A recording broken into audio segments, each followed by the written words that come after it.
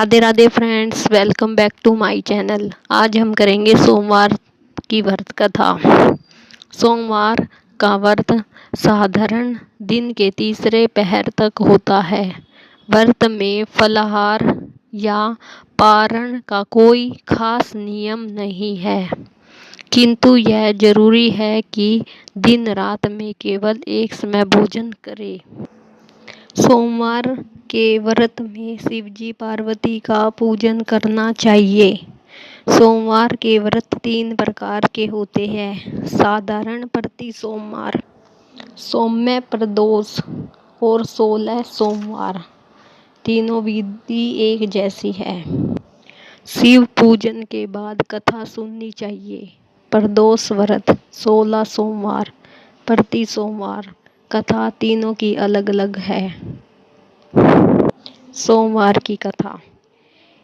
एक बहुत धनवान साहूकार था, जिसके घर में धन दौलत किसी भी प्रकार की कोई कमी नहीं थी, परंतु उसको एक दुख था कि उसका कोई पुत्र नहीं था।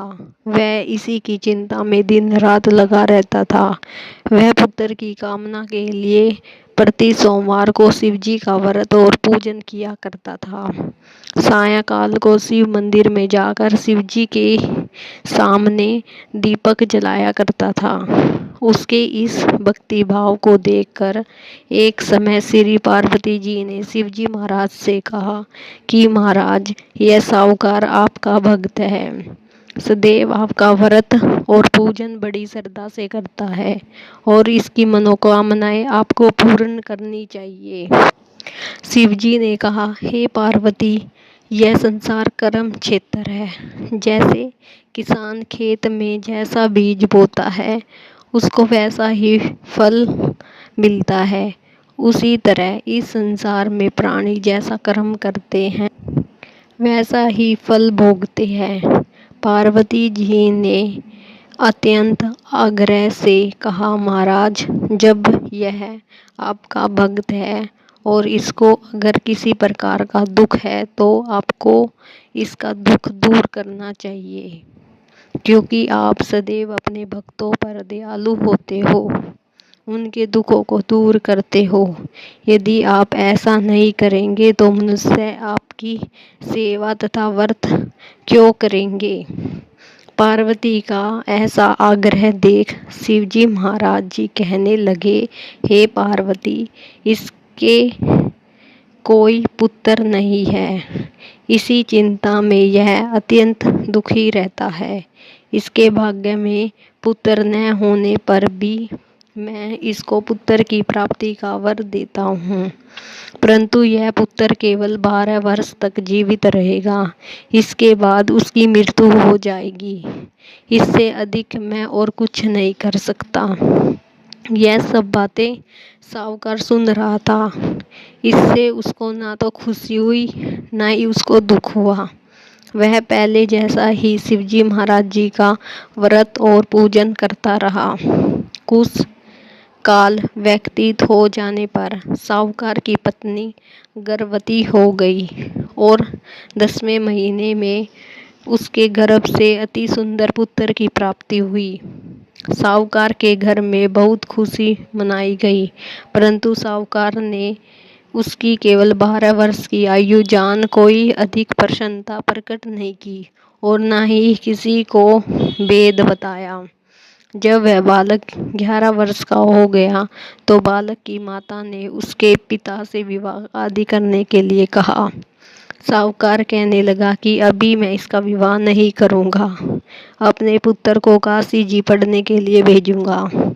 फिर साहूकार ने अपने साले अर्थात बालक के मामा को बुलाकर उसको बहुत सारा धन देकर कहा, तुम इस बालक को काशी जी पढ़ने के लिए ले जाओ और रास्ते में जिस स्थान पर भी जाओगे यज्ञ करते हुए ब्राह्मणों को भोजन कराते जाओ। वे दोनों मामा भांजे यज्ञ करते हुए ब्राह्मणों को भोजन कराते जा रहे थे। रास्ते में उनको एक शहर पड़ा। उस शहर में राजा की कन्या का विवाह था और दूसरे राजा का लड़का जो विवाह कराने के लिए बारात लेकर आया था, वह एक आँख से काना था। उसके पिता को इस बात की बड़ी चिंता थी कि वह कहीं वर को देख के माता पिता विवाह में किसी प्रकार की अड़चन पैदा ना कर दे। इस कारण जब उसने अति सुंदर जेठ के लड़के को देखा तो उसके मन में विचार आया कि क्यों न दरवाजे के समय इस लड़के से वर का काम चलाया जाए। ऐसा विचार करके वर के पिता ने उस लड़के और मामा से बात की और वे राजी हो गए।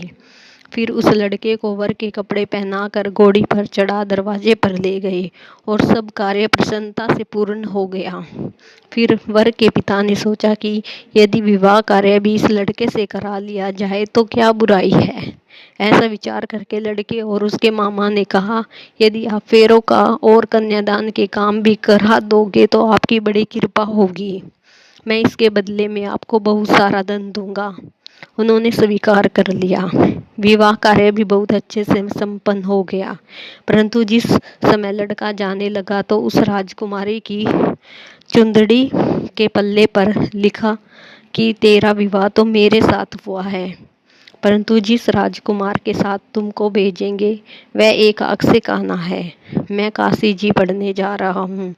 लड़के के जाने के बाद राजकुमारी ने जब अपनी चुंदड़ी पर ऐसा लिखा हुआ पाया तो उस राजकुमार के साथ जाने से मना कर दिया और कहा कि यह मेरा पति नहीं है, मेरा विवाह इसके साथ नहीं हुआ है, वह तो काशी जी पढ़ने गया है। राजकुमारी के माता पिता ने अपनी कन्या को विदा नहीं किया। बारात वापसी चली गई। उधर जेठ का लड़का और उसका मामा काशी जी पहुंच गए। वहां जाकर उन्होंने यज्ञ करना और लड़के ने पढ़ना शुरू कर दिया। जब लड़के की आयु 12 साल की हो गई उस दिन उन्होंने यज्ञ रच रखा था कि लड़के ने अपने मामा से कहा, मामा जी आज मेरी तबीयत कुछ ठीक नहीं है। मामा ने कहा, अंदर जाकर सो जाओ। लड़का अंदर जाकर सो गया और थोड़ी देर में उसके प्राण निकल गए। जब उसके मामा ने आकर देखा तो वह मुर्दा पड़ा था। उसको बहुत दुख हुआ और उसने सोचा कि अगर मैं अभी रोना पीटना मचा दूंगा तो यज्ञ का कार्य अधूरा रह जाएगा। अतः उसने जल्दी से यज्ञ का कार्य समाप्त कर ब्राह्मणों को जाने के बाद रोना पीटना आरंभ कर दिया। संयोगवश उसी समय शिव पार्वती जी उधर से जा रहे थे। तब उन्होंने जोर जोर से रोने की आवाज़ सुनी तो पार्वती जी कहने लगी, महाराज कोई दुखिया रो रहा है, इसके कष्टों को दूर कीजिए। जब शिव पार्वती ने पास जाकर देखा तो वह लड़का मुर्दा पड़ा था। पार्वती जी कहने लगी, महाराज यह तो उसी जेठ का लड़का है जो आपके वरदान से हुआ था। शिवजी जी कहने लगे, हे पार्वती इसकी आयु इतनी थी सो यह भोग चुका। तब पार्वती ने कहा, हे महाराज इस बालक को और आयु दो, नहीं तो इसके माता पिता तड़प तड़प कर मर जाएंगे। पार्वती जी ने बार बार आग्रह करने पर शिवजी ने उसको जीवन वरदान दिया। शिवजी महाराज जी की कृपा से लड़का जीवित हो गया। शिव पार्वती जी कैलाश चले गए। वह लड़का और मामा उसी प्रकार यह करते तथा ब्राह्मणों को भोजन कराते अपने घर की ओर चल पड़े। रास्ते में उसी शहर में आ गए जहाँ उनका विवाह हुआ था। वहाँ पर आकर उन्होंने यज्ञ आरंभ कर दिया तो उस लड़के के ससुर ने उनको पहचान लिया और अपने महल में ले गए और उनकी बड़ी खातिरदारी की। साथ ही बहुत दास दासियों सहित आदरपूर्व लड़की और जमाई को विदा किया। जब वे अपने शहर के निकट आए तो मामा ने कहा, मैं पहले जाकर खबर कर आता हूँ। जब उस लड़के का मामा घर पहुँचा तो लड़के के माता पिता घर की छत पर बैठे थे और यह प्रण कर रखा था कि यदि हमारा पुत्र सकुशल लौट आया तो हम राजी खुशी नीचे आ जाएंगे, नहीं तो छत से गिरकर अपने प्राण दे देंगे।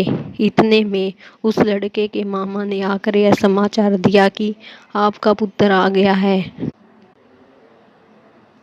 इतने में उस लड़के के मामा ने आकर यह समाचार दिया कि आपका पुत्र आ गया है तो उनको विश्वास नहीं आया। उसके मामा ने शपथ पूर्व कहा कि आपका पुत्र अपनी स्त्री के साथ बहुत सारा धन लेकर आया है। तो जेठ ने आनंद के साथ उनका स्वागत किया और बड़ी खुशी के साथ रहने लगे। इस प्रकार जो भी सोमवार के व्रत को धारण करता है, उस कथा को पढ़ता और सुनता है, उसकी समस्त मनोकामनाएं पूर्ण होती है।